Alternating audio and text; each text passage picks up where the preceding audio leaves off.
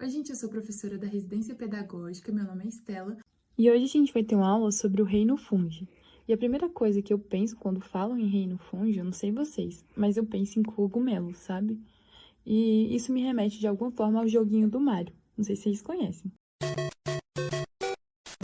E agora, já que a gente começou, a gente falou, né, que a primeira coisa que se pensa é em cogumelo, pelo menos eu.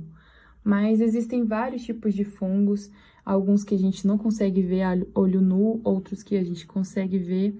E aqui estão exemplos de coisas que eu consegui ver. Tem uma foto de uma orelha de pau aqui à esquerda e de um cogumelo à direita. Esse à direita, inclusive, foi aqui em casa. Então, assim, não é uma coisa super difícil de se encontrar. E se vocês tiverem um olhar atento, vocês com certeza vão ver. E vai ser legal, porque depois dessa aula vocês vão conseguir identificar melhor e reparar melhor nos fungos. E agora, falando um pouquinho sobre características gerais, o que os fungos têm em comum? Todos os fungos são eucariontes, assim como nós. Por quê? Porque as células deles têm núcleo e organelas. Os fungos são heterótrofos, assim como nós também, mas a diferença desse tipo de heterótrofo é porque os fungos eles se nutrem por absorção, ou seja, uma enzima vai ser liberada do corpo deles e na parte de fora, extracorporeamente, vai digerir o alimento que vai ser absorvido. A parede celular dos fungos é de quitina e a reserva de energia deles é na forma de glicogênio, diferente das plantas. Da parede celular e o glicogênio é diferente das plantas. Um pouquinho mais sobre as características gerais, os fungos também podem ser sapróbios, ou seja, eles são decompositores, ou eles podem ser parasitas, se aproveitando de outros organismos. Os fungos eles podem ser unicelulares, como as leveduras, que a gente não consegue ver a olho nu, ou multicelulares, que a gente consegue ver a olho nu, como, por exemplo, os cogumelos, orelha de pau, e a grande maioria dos fungos é multicelular. Os fungos, eles vivem no solo, na água ou em outros organismos. Esses fungos, geralmente, eles vivem em ambientes úmidos, então eles têm melhor aptidão a ambientes úmidos e sombreados, por exemplo. A reprodução, ela pode ser sexuada por meio de meiose ou assexuada por meio de mitose, ambas por meio de esporos. Assim como eu disse para vocês, os fungos, eles são conhecidos popularmente por causa dos cogumelos, né? E os cogumelos, a parte que a gente vê é a parte reprodutiva, ou seja, a parte do fungo que é a parte vegetativa, a gente não consegue ver porque geralmente está no substrato, está no solo, na água, enfim. A gente não consegue observar. Quando a gente olha para um cogumelo, na verdade a gente está olhando para o micélio reprodutor dele. Então, todo cogumelo que a gente consegue enxergar sem mexer ali no substrato é um corpo de frutificação. E esse corpo de frutificação é onde se desenvolvem os esporos, né, que vão ser esses elementos de reprodução desses seres vivos. A gente pode ver aqui a imagem à direita. É a imagem que foi retirada do livro de vocês. As hifas, elas são estruturas filamentosas, como se fossem cabelinhos, fios de cabelo. E o micélio é um conjunto de hifas, né? Um emaranhado de hifas. A gente pode ver a imagem aqui à direita, o micélio, na imagem do slide anterior também. E esse micélio, ele se distribui dentro do substrato. E é dele que se emerge o esporocarpo, ou a parte reprodutora que vai produzir os esporos. E a maior parte do fungo é geralmente localizada nesse substrato.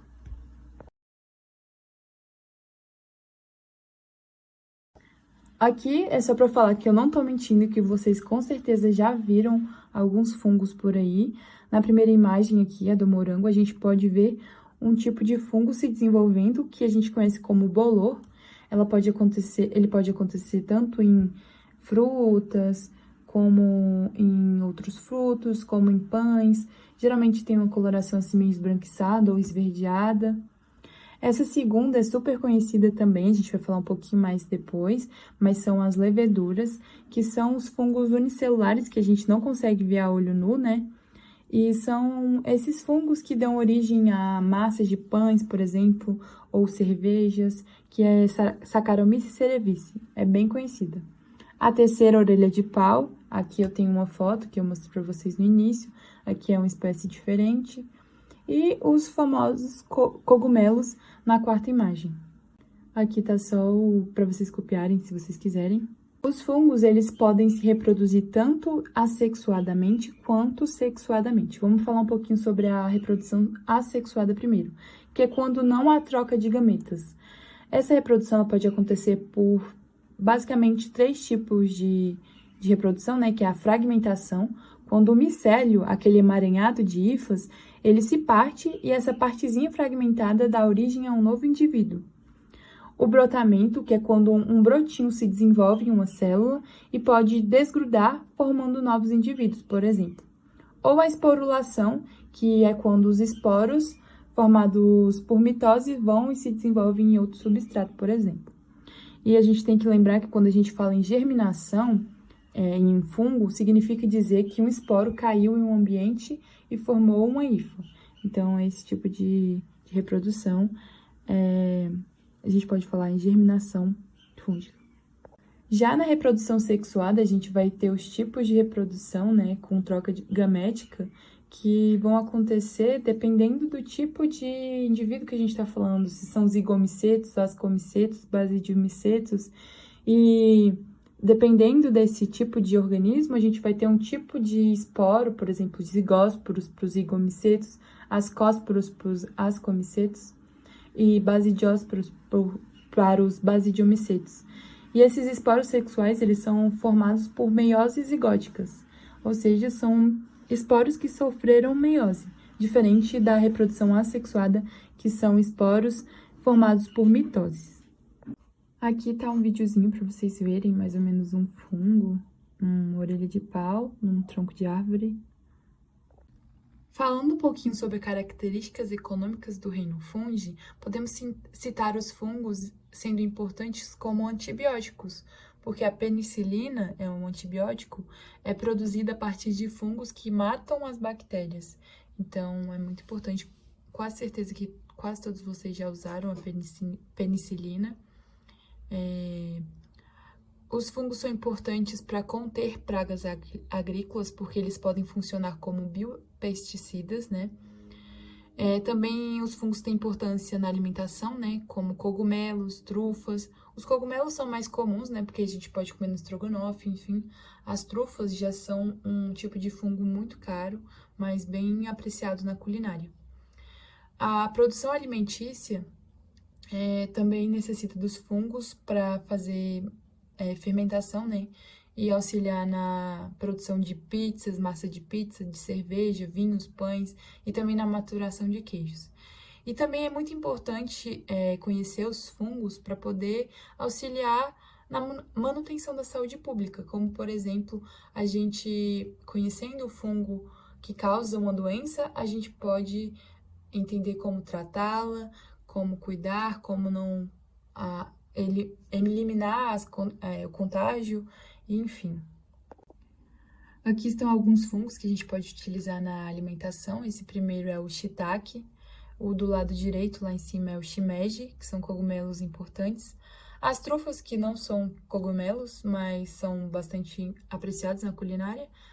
E o champignon, o último à direita, que é bastante usado para fazer alguns pratos e a gente pode utilizar no estrogonofe, por exemplo. Aqui tá um slidezinho com o nome deles, certinho, para vocês anotarem. E características ecológicas do reino fungi são, por exemplo, eles são decompositores, então eles são muito importantes na cadeia trófica, né? Vocês viram isso no primeiro ano, mas agora falando especificamente dos fungos, eles estão ali sendo super relevantes na cadeia. E além disso, são espécies pioneiras na sucessão ecológica, né? Os fungos, eles chegam primeiro em áreas degradadas e eles vão ajudar na reconstrução dessa área, né? E também eles são importantes porque eles fazem a associação com outros seres vivos. A gente tem os exemplos dos líquens e das micorrizas e a gente vai falar um pouquinho mais sobre eles. Os líquens, eles são uma relação mutualística, ou seja, é uma associação entre seres vivos que beneficia os dois lados, né? E isso gera, de certa forma, uma dependência. Os fungos vão oferecer a proteção para as algas ou para as cianobactérias, porque os líquens eles podem ser de fungos mais algas ou fungos mais cianobactérias. E as algas, elas vão fornecer o alimento, né, entre aspas, assim, porque eles vão fazer a fotossíntese, da mesma forma que as cianobactérias também. E além disso, os líquens são importantes bioindicadores, ou seja, áreas que têm muita poluição, a morte desses líquens ou a ausência deles, né? Porque os líquens eles são extremamente sensíveis à poluição, a gases tóxicos, enfim. E eles não possuem mecanismos de excretar esses agentes tóxicos. Então, se esses agentes estão presentes no ambiente, eles vão, de certa forma, não vão assimilar, vão absorver, mas não vão conseguir excretar e vão acabar morrendo. Aqui eu trouxe um videozinho para mostrar para vocês os líquens, né? Eles não são só assim, existem vários tipos de líquens, tem uns que parecem mais uma crostinha, como esses do vídeo, tem uns que parecem mais umas folhas, uns mais folháceos, outros que parecem alguns raminhos, mas são vários tipos, de vários jeitos, de várias cores, e eu convido vocês a olharem, né, perto da casa de vocês, em árvores próximas, em parques, quando vocês saírem, quando vocês forem fazer trilha, cachoeira, e observar os líquens estão ali, são importantes bioindicadores, está mostrando que a área está bem, que dependendo da quantidade, que está muito bem, e eles são importantes para isso, não são sujeira, não são doença, e convido vocês a observar, para vocês notarem. Se vocês não conheciam, agora é um momento importante para admirar essas maravilhas. E agora falando sobre as micorrizas, né, que são agora uma relação entre a raiz de uma planta e os fungos, né, onde esse fungo ele vai ganhar vitamina e açúcar da planta e a planta vai ganhar água, porque essas hifas vão estar bem distribuídas no solo, coletando bastante água e sal, mineral, e também esses fungos eles vão oferecer proteção para as plantas. E como a maioria de vocês também pode ter conhecimento, os fungos também podem provocar algumas doenças, como por exemplo a candidíase oral, que é conhecida como sapinho, que a forma de contágio dela é direto, né? Por exemplo, o beijo. E os sintomas são lesões brancas na boca, sangramento se você raspar aquela região, uma boca seca. E o tratamento geralmente é com dentista, o clínico geral, ou mesmo o pediatra, né, em caso de crianças, bebês, e pode ser feito por meio da aplicação de antifúngicos. Outra doença causada por fungos também é a candidíase vaginal, que pode ser ocasionada pela alta temperatura, atrito e umidade na região íntima, ou mesmo em contato com secreções originadas da boca, pele, vagina ou de dejetos de portadores da candidíase. O tratamento ele pode ser realizado com o ginecologista e ele é feito por meio de aplicação de pomadas ou mesmo por meio de comprimidos antifúngicos. Os sintomas geralmente são os corrimentos de coloração branca, uma coceira intensa, ardência durante o contato íntimo, né? Inchaço e vermelhidão na região íntima. Já a pneumonia fúngica, ela não é tão comum, mas ela acontece e geralmente a forma de transmissão é por via respiratória. O tratamento é medicamento antifúngico e indivíduos jovens e saudáveis respondem muito bem ao tratamento, né? Não tem grandes problemas. Os sintomas são febre, suor intenso ou calafrios, tosse com catarro amarelado ou esverdeado, dor no peito, dor no tórax, respiração curta e rápida. A micose de unha pode ser transmitida de uma pessoa para outra, né, com compartilhamento de alguns objetos como lixas, cortadores de unhas, mas no geral é preciso um contato muito íntimo e frequente para que se desenvolva, mas não é bom arriscar, né? O tratamento é geralmente com antifúngico também, auxiliado e prescrito pelo dermatologista. Os sintomas geralmente é a espessura da unha que muda, né? Além da cor, né? Às vezes fica mais esbranquiçada, mais amarelada, mais acinzentada. A textura da unha também. E dor no local. Outra doença é a micose de pele ou pé de atleta, por quê? porque geralmente esse tipo de contágio desse tipo de fungo acontece em locais como o chão, né, com água nele, ou mesmo em objetos como sapato, toalha, meia, e enfim, é bastante comum nesse sentido. E acontece por contato direto de uma pessoa para outra, ou por meio do chão, de objetos. E quanto maior o calor ou a umidade, maior a proliferação e o risco de contágio. O tratamento geralmente é com remédio antifúngico e os sintomas é coceira intensa, vermelhidão, descascamento da pele e também o surgimento de manchas. Não só a gente, como outros animais também sofrem de doenças causadas por fungos e também são vítimas, né, dos fungos algumas plantas, como por exemplo, temos aqui a ferrugem do cafeeiro, que é quando essas plantas elas ficam com essa aparência e geralmente a doença ela provoca queda precoce das folhas e a seca dos ramos, afetando também a produção dos frutos no próximo ano, né? E é importante lembrar que, em relação a doenças causadas em nós, o contato direto com as pessoas é um fator importante, mas a gente pode evitar, né, esse tipo de contato, principalmente quando a gente sabe que a pessoa pode ter, ou enfim, mas também a gente secar bem, por exemplo, os pés antes de colocar a meia, as meninas também ao sair do banho, secar a região íntima, enfim, evitar a alta umidade, que é quando os fungos eles têm a maior propensão a se proliferar. E é isso.